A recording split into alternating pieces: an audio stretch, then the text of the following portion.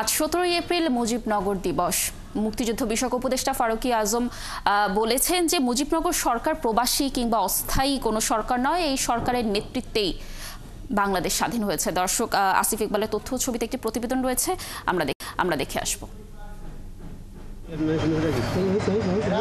সূর্যোদয়ের সাথে সাথে মুজিবনগর স্মৃতিসৌধে জাতীয় পতাকা উত্তোলন করেন মুক্তিযুদ্ধ বিষয়ক উপদেষ্টা। গার্ড অফ অনার শেষে স্মৃতিসৌধে ফুল দিয়ে জাতির শ্রেষ্ঠ সন্তানদের স্মরণ করেন তিনি। এ সময় তিনি বলেন, মুজিবনগর সরকার প্রবাসী কিংবা অস্থায়ী সরকার নয়, এই সরকারের নেতৃত্বে বাংলাদেশ স্বাধীন হয়েছে। এই ইতিহাস শ্রদ্ধার সঙ্গে সবার স্মরণে রাখা উচিত।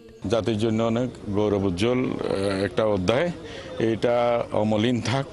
আমরা চিরকাল যেন এই শ্রদ্ধা ভালোবাসায় সবাই যেন এটাকে বরণ করতে পারি, এটাকে উদযাপন করতে পারি। তিনি আরো বলেন, সরকার সত্যিকারের মুক্তিযোদ্ধাদের তালিকা তৈরি করছে। 2700-এর উপরে মামলা আছে, বিভিন্ন রকমের রিট মামলা, এই সংক্রান্ত মামলা, এগুলি নিষ্পত্তির প্রয়োজন আছে। আমরা একই ধরনের যে সমস্ত মামলা, সব মামলাকে একসাথে করে আমরা চেষ্টা করছি যাতে এগুলি আদালতের একটা রায় পাওয়া যায়। এদিকে মুজিবনগর আম্রকাননে মুক্তিযুদ্ধ বিষয়ক ভাস্কর্যগুলো ভাঙচুরের বিষয়ে তিনি বলেন, দ্রুত ভাস্কর্যগুলো স্থাপন করা হবে। আমি এখন একটু দেখে যাব যে কি পর্যায়ে ক্ষতিগ্রস্ত হয়েছে, নিশ্চয়ই এটা পুনর্নির্মাণ হবে, কারণ জাতির ইতিহাস তো অমোচনীয় থাকা উচিত। শ্রদ্ধা জানানো শেষে উপদেষ্টা মুক্তিযুদ্ধের স্মৃতি কমপ্লেক্স এবং আম্রকাননের বিভিন্ন জায়গা ঘুরে দেখেন।